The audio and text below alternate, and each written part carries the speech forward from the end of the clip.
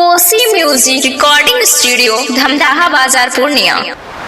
लीला देवी जिंदाबाद, मेज छाप जिंदाबाद, राणा कुमार जिंदाबाद, मेज छाप जिंदाबाद।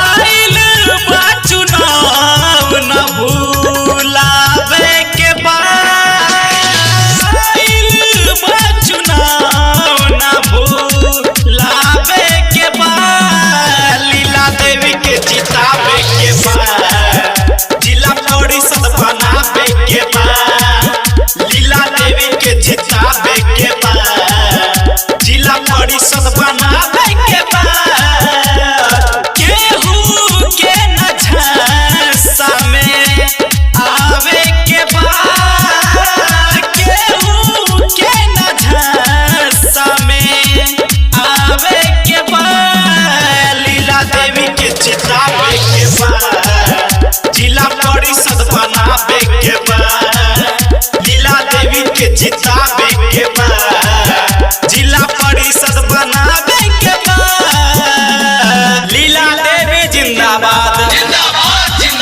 लीला देवी जिंदाबाद, मेज छाप जिंदाबाद, मेज छाप जिंदाबाद, राणा कुमार जिंदाबाद।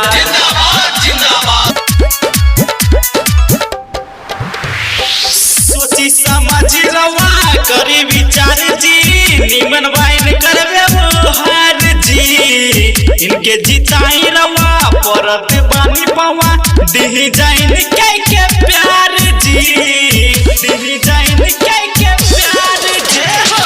सोची समझ रवा करी विचार जी, निमन वाइन करवे मोहर जी, इनके जिताई रवा परत बानी पवा, दिही जाइन के प्यार जी।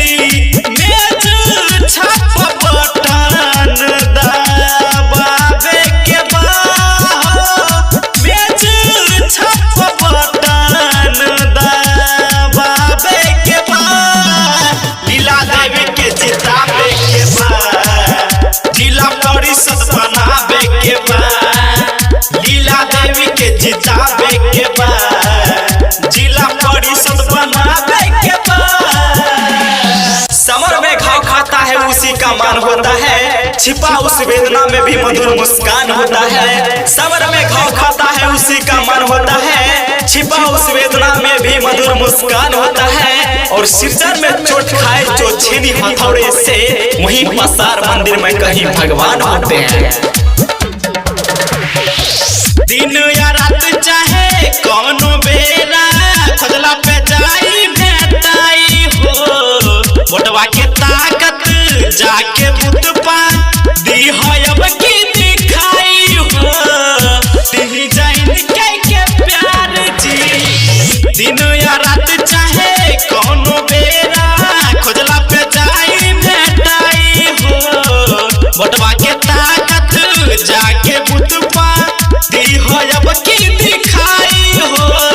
ई नहीं के अब की जीतावे के बाद, ई नहीं के अब की जीतावे के बाद, लीला देवी के जितावे के बाद, जिला परिषद बनावे के बाद, लीला देवी के जितावे के बाद, जिला परिषद बनावे के बाद। आइल बा चुनाव न भूलावे के बाद, आइल बा चुनाव न भूलावे के बाद, जिला परिषद बनावे के बाद, लीला देवी के जितावे के बाद, लीला देवी के जितावे के बाद, जिला परिषद बनावे के बाद।